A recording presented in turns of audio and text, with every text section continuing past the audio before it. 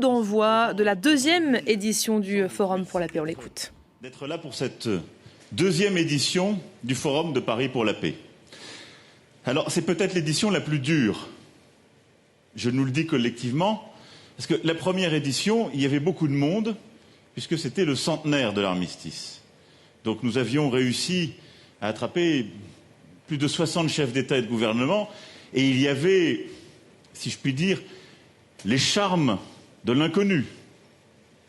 La deuxième édition, c'est au fond commencer à devenir un rendez-vous stable. Et il peut y avoir les risques de l'habitude.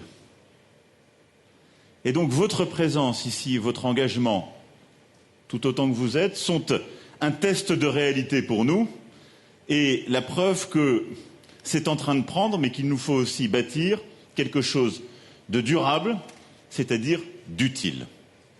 Et donc je voulais vraiment vous remercier pour votre présence, votre mobilisation, mais aussi dire combien je suis convaincu que ce Forum de Paris pour la paix et ce que nous sommes en train de faire collectivement a une utilité très profonde. Je dirais que la première de ces utilités, c'est ce que nous venons d'entendre. D'avoir une activiste indienne, puis la présidente élue de la Commission européenne, le vice-président chinois, le président de la République démocratique du Congo, il y a peu d'endroits où c'est donné avec la même force et où cet enchaînement peut prendre autant de sens. Et il est illustratif de cette démarche, c'est-à-dire de ce par quoi notre monde d'aujourd'hui est fait, et ce qui fait qu'il peut se défaire si nous ne mettons pas toutes ces énergies autour de la table sur un projet commun, un agenda commun. Alors, vous le disiez, Madame la Présidente, il y a hier 101 ans, nous fêtions la paix à la fin de la Première Guerre mondiale, pas seulement en France, dans toute l'Europe. Beaucoup ici avaient leur pays parfois qui naissait des cendres de cette guerre. Le monde entier était concerné et l'Europe pensait à ce moment-là plus jamais ça. Il y a une leçon à retenir, parmi beaucoup d'autres qui sont heureuses de cette période, c'est que nous avons échoué à bâtir durablement la paix parce que nous avons échoué, au sortir de ce premier conflit mondial, à trouver les bonnes voies de coopération multilatérale. C'était la Société des Nations, première tentative, et nous n'avons pas réussi. Alors que personne ne pensait raisonnablement que moins de 20 ans plus tard, allaient commencer de nouvelles formes de brutalité, et que 20 ans plus tard, une guerre plus terrible encore, une nouvelle guerre mondiale, allait à nouveau déchirer l'Europe et le monde. Et il y a 30 ans, presque jour pour jour, vous le disiez, le mur de Berlin tombait. Et avec lui, des divisions de l'Europe, parfois des trahisons, des ressentiments. Et nous pensions tous alors que ces formidables combattants de la liberté, non seulement en Allemagne, mais partout en Europe de l'Est, qui avaient parfois préparé ce moment, avaient dessiné une espèce de force inarrêtable. Nous allions connaître une nouvelle téléologie de notre système international. Partout, la démocratie allait se répandre. Partout, le bonheur allait nous embrasser. Et au fond, partout, la paix, certains parlaient de fin de l'histoire, allait se révéler. Et là aussi, nous avons raté ces prédictions. Cette fois-ci, malheureusement, aussi.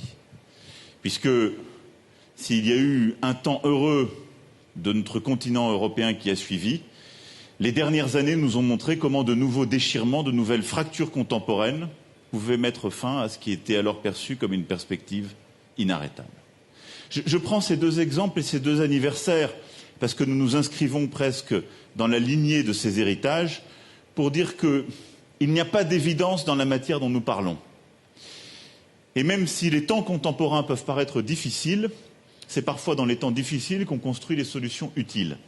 Et je prenais deux moments heureux pour dire que les prédictions d'alors s'étaient trouvées ensuite déjouées par nos propres faiblesses, nos paralysies ou nos propres erreurs.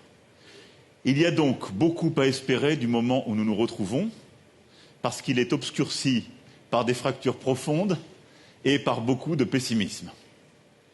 Et donc, c'est pourquoi je crois très profondément à ce forum de Paris pour la paix, parce que nous vivons, et les trois interventions qui ont ouvert notre forum l'ont montré, je crois, une crise sans précédent de notre système international. Sans précédent parce qu'elle ne vient pas pour la première fois à la fin d'une guerre mondiale, mais qu'elle est liée, je dirais, à des défis profondément nouveaux et à une crise endogène de notre système. Les deux ensemble, c'est en quelque sorte une réaction chimique unique. Je m'explique. Nous avons une crise de notre système politique et économique mondial.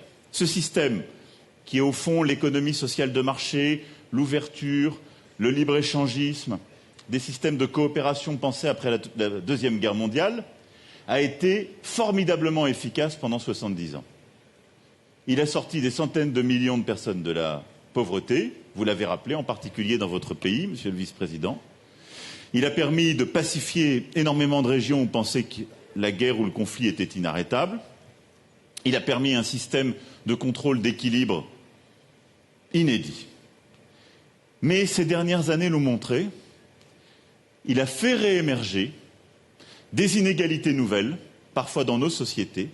Il a fracturé les sociétés contemporaines, faisant naître aussi une crise de nos démocraties, avec un doute dans toutes les démocraties occidentales, qui en étaient le pilier. Et il a fait renaître l'unilatéralisme, parfois même chez ceux qui étaient les garants en dernier ressort de ce système international. Et donc nous avons, si je puis dire, une crise endogène du système qui est que, sur le plan économique, politique, ce système est aujourd'hui en crise et bousculé. Et dans le même temps émergent des problématiques, depuis une dizaine d'années, profondément nouvelles, en tout cas avec cette force, la problématique démographique, et une seule de ses conséquences, qui est le phénomène des grandes migrations, dont nous vivons et nous ne traitons parfois que les conséquences, mais qui est beaucoup plus large, beaucoup plus profond. Comment nourrir une planète qui ne cesse de grandir, comment gérer les déséquilibres démographiques, dont je le rappelle d'ailleurs, les principales forces migratoires se jouent au sein de l'Afrique elle-même, parfois au sein du continent asiatique aussi, avec des grandes perturbations. Le défi technologique et le numérique et tout ce qu'il emporte de transformation du travail, mais aussi de nos imaginaires, de l'interrelation de nos pays, et le défi climatique, principalement la lutte contre le réchauffement et la lutte pour la biodiversité. Ces trois grands défis, je ne suis sans doute pas exhaustif, mais ces trois grands défis, ajoutés au défi qui n'est pas nouveau, lui, mais qui continue à être un combat de la lutte pour les libertés et la démocratie, arrive donc à un moment de fracture du système international et de nos propres sociétés, alors que pour répondre à ce défi, on a besoin de plus de coopération. Et donc, le risque qui est collectivement le nôtre, c'est que la tentation réémerge dans nos pays, tous ceux qui se sont exprimés, tous ceux qui sont ici présents, soit, au fond, de la paresse. Premier risque. Se dire, on a des organisations, on les aime bien, ne les questionnons pas. Elles ont parfois perdu leur finalité, plus personne ne comprend où elles vont, mais cachons ce sein que nous ne saurions voir, comme on dit dans Molière, et ça avancera mieux. Je ne crois pas du tout. Je l'ai montré parfois en heurtant peut-être certains dans cette salle il y a quelques jours ou quelques semaines. Je pense qu'on a besoin de vérité. La pudibonderie ou l'hypocrisie, ça ne marche pas dans les temps qui courent. Pourquoi? Parce que nos concitoyens le voient. Nous sommes dans un monde ouvert. Les experts qui sont ici présents, les citoyens, les activistes, ils voient les conséquences de ce monde-là. Quand ça ne marche plus, ils nous le disent. Donc l'hypocrisie et le silence, ce n'est pas une solution. Et la paresse intellectuelle ou d'action n'est pas non plus une solution. Deuxième option, au moins aussi risquée, c'est la non-coopération. C'est-à-dire le retour à l'unilatéralisme ou à une forme d'hyper-régionalisme. Je crois que cette option, elle est aussi très risquée.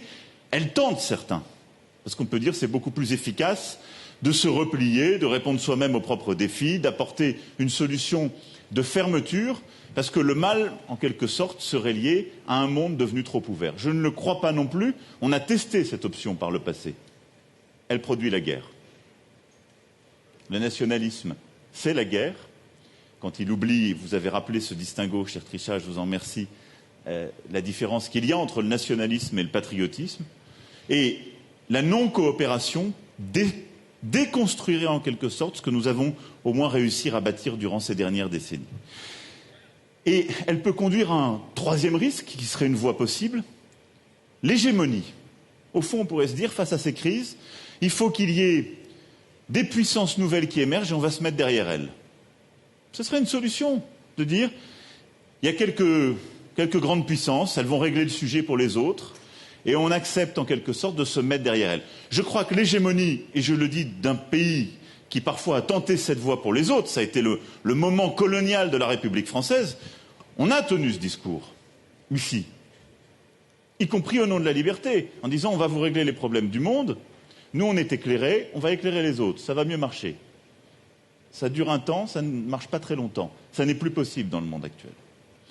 Et donc, la voie de l'hégémonie ou de la répartition entre quelques puissances hégémoniques n'est pas non plus souhaitable, parce qu'elle produira à nouveau du ressentiment, à nouveau de la frustration, à nouveau de l'humiliation. Je ne vois, pour répondre à ces défis, qu'une voie la plus difficultueuse, la plus complexe, c'est celle de la coopération équilibrée, celle qu'on appelle du multilatéralisme, c'est-à-dire qui accepte les discussions, les désaccords, les médiations pour trouver des solutions communes. Et pour moi, le dialogue qu'il y a entre les 3 premières interventions qu'on a eues et qu'il va y avoir pendant 2 jours entre les différents continents, les différents acteurs, est à cet égard profondément essentiel. L'Europe, d'abord, est un continent où la solution doit se construire. Madame la Présidente, je vous remercie d'être là dans un agenda chargé et d'avoir porté avec force cette vision d'une Europe géopolitique, comme vous l'avez dit. Je crois en effet très profondément que l'Europe a une part de réponse à la solution pour une raison simple. Notre Europe, on est plusieurs ici à y participer activement et qu'on soit membre de l'Union européenne ou puissance géographique de cette Europe, nous avons tous ce rôle. L'Europe est un laboratoire de multilatéralisme. Peut-être d'ailleurs le laboratoire le plus complexe, parce qu'elle s'est épuisée pendant des millénaires à des guerres civiles. Donc l'Europe est sans doute l'endroit du monde où on sait le mieux le prix de la coopération, ou plutôt le prix de la non-coopération, et donc le trésor qu'est la capacité à bâtir des équilibres, y compris quand tout pousserait à la différence. Cette Europe géopolitique, elle doit être souveraine, démocratique, mais en effet construire les solutions de nouveaux équilibres. Et je pense être cette espèce de tiers de confiance entre les États-Unis d'Amérique et la Chine, si vous me le permettez, Monsieur le Vice-président. Ce qui suppose qu'elle ait sa voie d'indépendance, sa voie propre, et qu'elle aide à construire les solutions utiles, comme vous l'avez rappelé et comme vous vous y êtes engagé à l'instant, Madame la Présidente. Et je pense que c'est formidablement utile que nous continuions à être ses partenaires dans les enceintes internationales et des acteurs de construction de ces solutions nouvelles dans une Europe ainsi repensée avec tous nos partenaires régionaux. Et je pense que l'Europe a cette vocation d'agréger autour d'elle les puissances de bonne volonté. Et à cet égard, l'initiative d'une alliance pour le multilatéralisme, poussée par les ministres des Affaires étrangères ici présents, et je les en remercie, est une initiative qui a été commencée en marge du sommet des Nations Unies, qui sera poursuivie par les ministres Mas et Le Drian avec leurs collègues, et qui est, je pense, une initiative très importante qui est emblématique de ce que, justement, cette Europe peut apporter dans le concert des nations aux côtés de la Commission européenne. Ensuite, il y a l'Asie. Vous l'avez dit, Monsieur le Vice-président, beaucoup de chefs d'État et de gouvernement sont là aussi, qui viennent d'Asie centrale ou d'Inde ou d'autres pays. L'Asie a aujourd'hui de formidables défis de stabilité, de paix, de construction, là aussi, de solutions nouvelles, de clarification parfois de conflits frontaliers, de défis démographiques et religieux. Elle est un laboratoire, elle a été bien souvent ces dernières années un laboratoire de conflits qui ensuite ont toujours touché l'Europe. Et l'Asie est dans cette continuité avec nos propres défis. Et je le redis ici avec beaucoup de force et pour dire tout l'engagement qui est le nôtre dans certains des conflits qui la divisent encore. Mais l'Asie, vous l'avez dit, est aujourd'hui en train de se stabiliser. L'initiative que vous avez prise en fait partie. L'initiative de connectivité de l'Union européenne est un complément utile et une voie de ce dialogue aussi avec la Chine. Et le rôle de la Chine, comme vous l'avez rappelé, est un élément important de cette stabilisation. Et je vous remercie, Monsieur le Vice-président, d'avoir eu des mots très forts à cet égard. Je crois que le rôle en particulier sur le défi climatique que vous aurez apporté et ce que vous avez commencé à décliner est très important. Et en matière de lutte contre le réchauffement climatique, comme en matière de lutte pour la biodiversité, le chemin, le rôle que l'Asie pourra construire est un élément extrêmement structurant. 2020, à cet égard, comporte plusieurs rendez-vous. Celui d'un dialogue sino-européen où la lutte contre le réchauffement climatique, comme le sujet économique, sera décisif. Celui aussi de la COP 15 biodiversité qui se tiendra en Chine est un rendez-vous essentiel pour l'ordre international.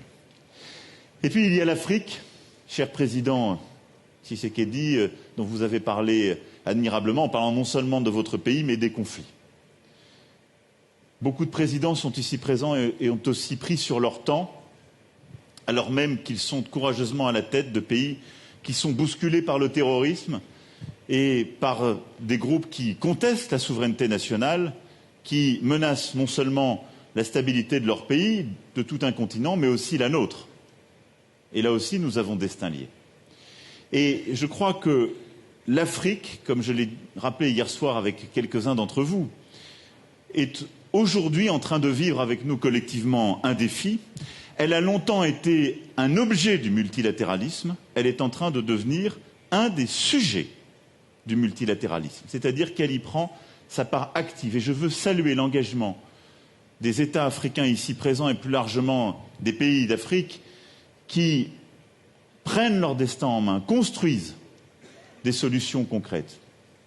La Tunisie a su le faire avec beaucoup de courage quand il s'est agi de rebâtir la démocratie il y a plusieurs années. Je salue ici la présence du Premier ministre qui, avec beaucoup de force, aux côtés du défunt président Essebsi, a eu à conduire les destinées du pays après ce miracle démocratique.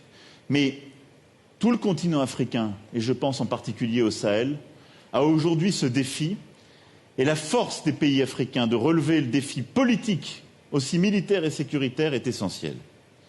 Et nous avons dans ce nouvel ordre international à bâtir aussi des nouvelles solutions dans le cadre des Nations Unies, permettant d'accompagner, mieux qu'on ne le fait aujourd'hui, cette capacité sécuritaire de l'Afrique, mais aussi à l'aider à bâtir, sur le plan de l'éducation, de la santé, de l'environnement et de l'économie, ce qui sont les 4 solutions qui permettent de bâtir la paix durable et d'éviter que ne réémergent les facteurs de déstabilisation.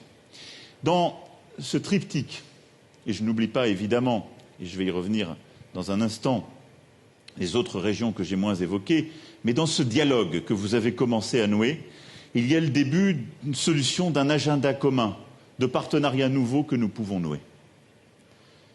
Et je crois que dans notre capacité à bâtir des solutions contemporaines, il y a évidemment le dialogue avec les États-Unis d'Amérique et les pays américains, dont je souhaite que dans la 3e édition, nous réussissions à mobiliser davantage ces derniers pour contribuer plus encore à ce dialogue. Mais il y a la capacité à construire des voies et moyens de coopération nouvelles. Nous avons des enceintes. Elles sont parfois bloquées. Les Nations Unies en font partie. C'est notre responsabilité de continuer à avancer pour mieux partager un agenda commun. Et donc, pour moi, et je conclurai sur ce point, la force, la valeur ajoutée de ce forum, de nos travaux, de la réflexion en cours, c'est de savoir rebâtir des forums nouveaux, des voies de coopération nouvelles, des alliances nouvelles entre nos organisations internationales, comme nous avons su le faire dans la lutte contre les inégalités il y a quelques semaines à Biarritz, entre les organisations internationales et les différents pays, entre les gouvernements, les organisations internationales, les ONG, fondations, acteurs académiques et entreprises. Et au fond, par ces échanges durant 2 jours, mais par le travail tout au long de l'année, acter que nous avons un agenda partagé, celui de la lutte contre les discriminations et de l'accès aux droits, celui justement de la construction de nouveaux équilibres et de nouveaux droits en matière de numérique, celui de la lutte contre le réchauffement climatique et pour la biodiversité, celui de structures durables pour faire face aux sujets migratoires, celui aussi de la lutte contre les déséquilibres géographiques et de la résolution des conflits. Plusieurs sont ici touchés et j'espère qu'en aparté de nos discussions, nous pourrons aider à faire avancer plusieurs sujets sensibles. Ça, c'est notre agenda commun. S'il est partagé par tous les acteurs ici présents, on fait déjà œuvre utile. Et ensuite, c'est la construction de nouvelles formes de coopération, des alliances, B4IG par exemple, portées par nos entreprises pour lutter contre les inégalités, le partenariat pour l'information et la démocratie porté par Reporters sans frontières et soutenu par plusieurs gouvernements, élus, entreprises, pour lutter contre la désinformation et pour une meilleure coopération, l'appel de Christchurch entre des gouvernements, des entreprises, pour lutter contre les contenus terroristes et permettre d'agir plus efficacement. Voilà quelques exemples d'innovations concrètes où des acteurs qui ne se parlaient pas jusqu'alors décident d'agir ensemble. Ce forum sera plein d'initiatives nouvelles. Il faut continuer à en lancer pour, en quelque sorte, non pas concurrencer les enceintes du multilatéralisme contemporain, mais pour aider à les réinventer, pour les compléter et surtout pour agir utilement. Pourquoi l'unilatéralisme remonte dans certains pays? Pourquoi le doute réémerge? Parce que ce que nos citoyens nous reprochent, c'est parfois notre inefficacité, notre volonté de ne pas voir ou d'agir insuffisamment rapidement. Et je crois que la construction de ces solutions utiles, de ces alliances nouvelles, de ces innovations, est un élément extrêmement important de la réponse collective à nos défis contemporains dans nos pays et une manière de conjuguer cette coopération que j'expliquais il y a un instant. Je conclurai en citant la regrettée Agnès Heller. C'était une formidable militante, comme vous, Trisha, de la liberté. Elle avait plus de 90 ans. Elle était une intellectuelle hongroise. Et chaque jour, elle allait se baigner dans les grands lacs de Hongrie. Et au mois de juillet, elle n'est pas revenue d'une de ces baignades. Parce que l'esprit de révolte et l'indignation préservent longtemps et continuent à donner du courage. Et Agnès Heller, qui était une femme formidable, avait cette phrase en disant que notre époque a besoin plus que d'autres d'une forme d'héroïsme qui se donne pour tâche de saisir ce qu'est le présent. La tâche demeure, disait-elle, de se rendre disponible à ce qui nous advient. Cette disponibilité à ce qui nous advient et cet héroïsme dont parle Agnès Heller, c'est cette capacité à comprendre le monde tel qu'il vient à nous, à le penser et à essayer d'apporter des réponses utiles. Ni la lâcheté de ne pas voir ou de rester dans nos habitudes, ni la lâcheté de ne pas faire, ni le confort d'être loin du quotidien de nos concitoyens. Ce dont nous parlons là, c'est de guerre, de conflits, de déséquilibres. C'est du quotidien de nos concitoyens. À nous de le régler. Nous avons reçu mandat pour cela. À nous de continuer à agir utilement. Et c'est pour cela que je crois très profondément à l'utilité de ce forum de Paris pour la paix et que j'en remercie le président et le directeur général, l'ensemble des organisateurs, mais également l'ensemble des contributeurs et que je vous remercie très profondément pour votre présence aujourd'hui à Paris. Merci à vous.